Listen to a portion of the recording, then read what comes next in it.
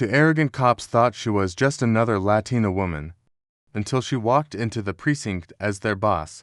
The day had started like any other for Isabella Morales, a highly respected deputy chief of internal affairs in a major U.S. city. She was known across the department for her unshakable professionalism, her spotless service record, and her relentless fight against corruption within the police force. But that morning, she wasn't on duty. She had decided to take a rare day off, dressing simply in jeans, a light sweater, and sneakers. Without her uniform or badge, she looked like any other civilian. Her only plan was to meet her younger sister for lunch at a small cafe downtown. She drove her modest, slightly older sedan, nothing flashy, just dependable. The streets were busy as usual, the air thick with the sounds of honking horns, snippets of conversation, and the faint smell of food trucks parked along the curb. Isabella was only 2 blocks from the cafe when she noticed flashing red and blue lights in her rearview mirror. A police cruiser was signaling for her to pull over. She eased her car to the curb, puzzled. She hadn't been speeding, hadn't rolled through any stop signs. The 2 patrol officers who stepped out, Officer Miller and Officer Hayes, carried themselves with the kind of swagger that told her they had already made certain assumptions. Before even speaking to her, license and registration, Miller said flatly, without so much as a greeting. "Sure, officer," Isabella replied, her tone polite but steady. "Can I ask why I'm being pulled over?" "You were driving suspiciously," Hayes chimed in from the passenger side, his voice tinged with accusation rather than explanation. Suspiciously, the word hung in the air. Isabella kept her face neutral, even as her mind processed the vagueness of the charge. She had spent years investigating misconduct, and she knew vague reasons like that often hid something else entirely. As she handed over her documents, she noticed Miller's eyes scanning her up and down with a mixture of suspicion and contempt, while Hayes leaned against the doorframe of her car like he owned the street. "Where you headed?" Miller asked. "Meeting my sister for lunch," Isabella said calmly. "That's a nice story. You live around here?" Hayes pressed, his tone dripping with condescension. She kept her breathing slow, resisting the urge to push back. But the moment shifted sharply when Miller ordered her to step out of the vehicle. "Is there a legal reason for me to exit my vehicle, officer?" she asked, her voice still controlled. "We'll decide that." "Step out now," Miller snapped. A few pedestrians slowed their pace to watch. Isabella could feel their eyes on her. She knew exactly what the scene looked like: a Latina woman being confronted by 2 aggressive officers, the assumption unspoken but obvious. She must have done something wrong. She complied, not because she feared them, but because she understood the danger of letting pride escalate a bad situation. Still, the sting of being treated like a suspect without cause was sharp. In all her years of service, she had investigated countless complaints from civilians about encounters just like this. Now she was living one, and neither officer had any idea who they were dealing with. The late morning sun beat down as Isabella stood on the sidewalk beside her car, the city's noise buzzing faintly in the background. Officer Miller circled her sedan, peering inside, as if expecting to find something incriminating. Meanwhile, Officer Hayes stepped uncomfortably close, his presence meant to intimidate rather than protect. Isabella kept her hands visible and her voice calm, but she could feel her patience thinning. Hayes began with the usual probing questions. Where exactly was she going? Who was she meeting? How long had she been in the area? Each one delivered in a tone that made it sound less like casual conversation and more like an interrogation. Isabella answered politely, but her mind was already working in the way it always did when she was on the job. She noted every word, every unnecessary delay, every violation of proper procedure. Then came the first truly unnecessary act. Without asking, Miller opened her passenger door and began rummaging through her glove compartment. Isabella's eyes narrowed. She knew exactly how wrong that was. No consent, no probable cause, no warrant. In her role as Deputy Chief of Internal Affairs, She had disciplined officers for less. But now wasn't the time to reveal who she was. I don't recall giving you permission to search my vehicle, officer, Isabella said, her tone even. Miller glanced at her briefly, a smirk tugging at his lips. You look nervous, got something to hide. She took a slow breath, resisting the urge to correct him with the authority she actually possessed.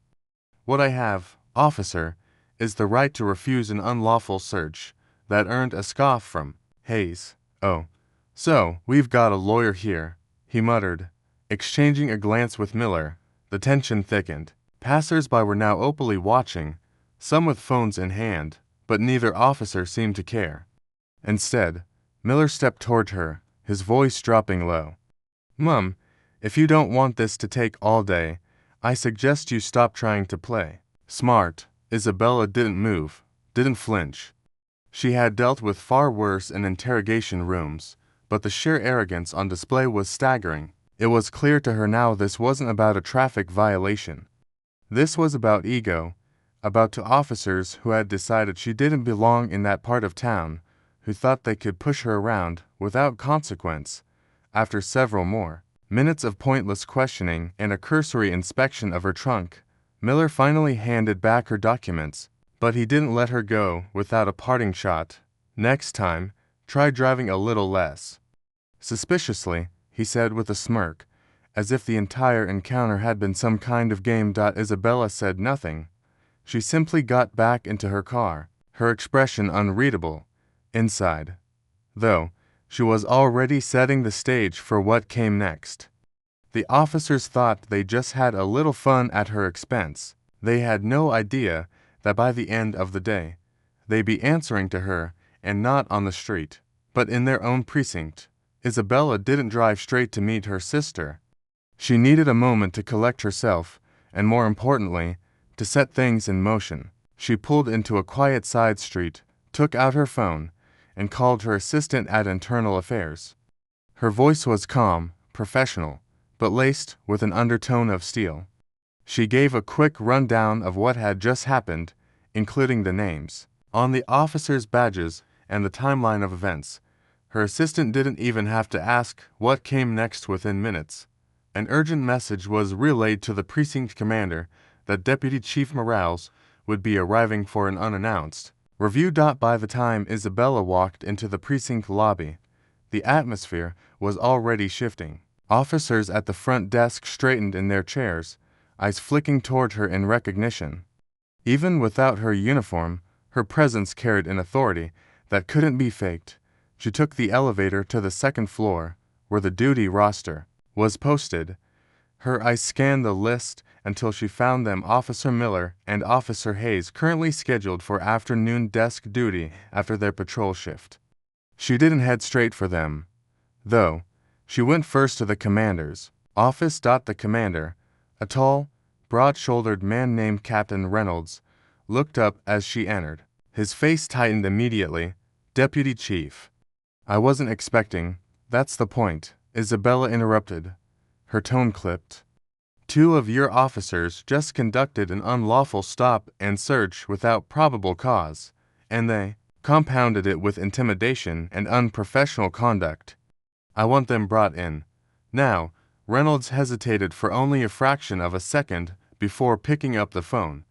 Moments later, Miller and Hayes walked into the office, clearly confused about why they'd been summoned. Their expressions shifted from casual to stunned as they saw Isabella standing there, arms crossed. Deputy Chief Miller stammered, glancing between her and Reynolds. Isabella didn't let the silence linger. Yes, Officer Miller, the same deputy chief you unlawfully detained this morning. Hayes swallowed hard. We didn't realize. That's exactly the problem, she cut in sharply. You didn't need to know who I was to treat me with basic respect and follow the law, but you failed on both counts. The room went still. Miller's earlier arrogance was gone, replaced by a pale, tight-lipped expression. Hayes shifted uncomfortably, avoiding her gaze. Reynolds looked as if he wanted to disappear. This isn't going to be a private matter, Isabella continued. We're going to review the dashcam footage, your body cam recordings, and every second of that stop, and you're going to explain, in writing, why you initiated it in the first place." Neither officer spoke. The power dynamic had shifted completely. The men who had stood over her on the street now stood small and cornered in their own station. And this was only the beginning, because Isabella had no intention of letting it end with a verbal dressing down. The tension in Captain Reynolds' office was thick enough to cut. Isabella stood perfectly still, her gaze fixed on Officers Miller and Hayes. Both men shifted on their feet. Their earlier confidence evaporated. Reynolds cleared his throat and gestured toward the chairs in front of his desk, but Isabella's voice stopped them before they could sit. "You'll remain standing," she said coldly. "You didn't offer me that courtesy when I was on the sidewalk this morning." Reynolds leaned back in his chair, clearly deciding to let her handle this. He knew better than to get between the Deputy Chief of Internal Affairs and the officers she was investigating. Isabella turned to Miller first. "Explain to me," she began, "what exactly constituted suspicious driving when I was traveling at the posted speed limit, in my lane, 2 blocks from my destination." Miller hesitated, his mouth opening and closing before settling. "On. You slowed down when we pulled behind you." It looked evasive. Her eyes narrowed. "That's called complying with safe driving practices, officer. It is not probable cause for a stop, and you know it." She shifted to Hayes. "And why did you lean into my car window and begin asking personal questions unrelated to any alleged traffic violation?" Hayes swallowed hard. "Just making conversation. Making conversation is not your job during a traffic stop," Isabella said sharply. "Enforcing the law is. What you did was an attempt to elicit information without cause. That is harassment." Reynolds said nothing, but his jaw tightened. He was well aware that everything being said in this room was not just a scolding, it was becoming an official record. Then Isabella delivered the hammer blow. "I want your body camera footage uploaded to the Internal Affairs database immediately. I also want the dash cam footage from your patrol vehicle. And if either file is missing, altered, or mysteriously corrupted, you will both be facing not just internal discipline, but potential criminal charges for evidence tampering." Miller's hands clenched at his sides. He stared at the floor. "This morning," Isabella continued, her voice steady but razor sharp, "you saw a Latina woman in an older car and decided she was an easy target. You decided you could exert authority without accountability. You decided her dignity didn't matter. You were wrong." The silence that followed was deafening. Isabella looked at Reynolds. "Captain, I expect full cooperation from your department. I'll be speaking with the chief this afternoon to ensure that this investigation is expedited. And when it's complete, I will personally conduct the findings briefing." "Understood?" "Yes, ma'am," Reynolds said quickly. Isabella didn't dismiss the officers right away. She let them stand there, feeling the weight of the moment. They had started the day thinking they could control the narrative. Now, the narrative and their careers were firmly in her hands. When she finally spoke again, her tone was almost quiet, but it carried the finality of a gavel strike. "You are dismissed. For now." They left the office without another word. Isabella remained for a moment, her mind already moving to the next phase. This wouldn't just be about disciplining to officers. It would be about making an example that echoed far beyond the walls of this precinct. The following morning, the precinct's largest conference room was filled to capacity. Officers from across the department, uniformed patrol, detectives, sergeants, even lieutenants sat in rows, murmuring to each other as they waited. Word had spread quickly. Deputy Chief Morales was holding an unscheduled department-wide briefing. That alone was unusual, but the fact that it was mandatory had everyone on edge. When Isabella entered, the room fell silent.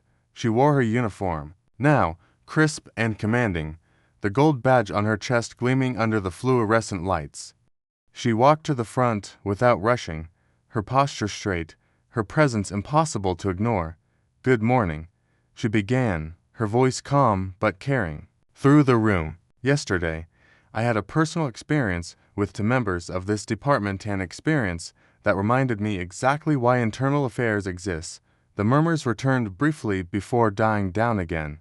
Isabella's gaze swept the crowd, making deliberate eye contact with officers in every row. She didn't name Miller and Hayes yet, but the two men sat stiffly near the back, pale and silent, while off duty, out of uniform, and driving my personal vehicle. I was stopped without probable cause. She continued. I was questioned in a manner inconsistent with our own policies. My vehicle was searched without consent. I was spoken to with disrespect, as though I were a suspect, not a citizen. I did nothing to provoke this treatment except exist in a way that fit someone's biased assumptions. She paused, letting the weight of her words sink in. The room was so quiet now that the hum of the overhead lights was audible. I tell you this not because I am your deputy chief, she said, but because I could have been any one of the people you encounter on the street every day. Your badge gives you authority, but it also gives you responsibility to treat every person you meet with dignity and fairness, regardless of race, gender, background, or perceived social status. From the back, a young officer raised his hand. Ma'am, what happened to the officers who stopped you? Isabella didn't hesitate. They are under investigation. Their body cam and dash cam footage is being reviewed, and if the evidence confirms what I experienced firsthand, disciplinary action will be taken up to and including termination. Let me be clear, rank will not protect misconduct. Neither will seniority. The only protection you have in this department is the law and your commitment to following it. She let that hang in the air for a moment, then added, this isn't just about punishment. It's about change. Effective immediately, every officer will undergo refresher training on constitutional policing, community engagement, and implicit bias. That includes command staff. We will not tolerate actions that erode the public's trust. Miller and Hayes sat frozen, knowing their careers were hanging by a thread. Around them, other officers shifted uncomfortably, perhaps replaying their own past encounters in their heads. Isabella's expression softened slightly, but her voice remained firm. We took an oath to serve and protect. That oath doesn't come with conditions. It doesn't say serve and protect those who look like you or serve and protect those who seem important. It says everyone, and if that is too much for anyone in this room, I invite you to hand in your badge today. She closed her folder and stepped away from the podium. Dismissed, the officers filed out slowly, the air heavy with thought. Miller and Hayes avoided everyone's eyes as they left, the reality of their situation settling in as Isabella walked back to her office. She felt the quiet satisfaction of knowing that the message had been delivered. Dan received. The encounter that began as an abuse of power had ended as a lesson in accountability, one that would ripple through the department long after the day was over.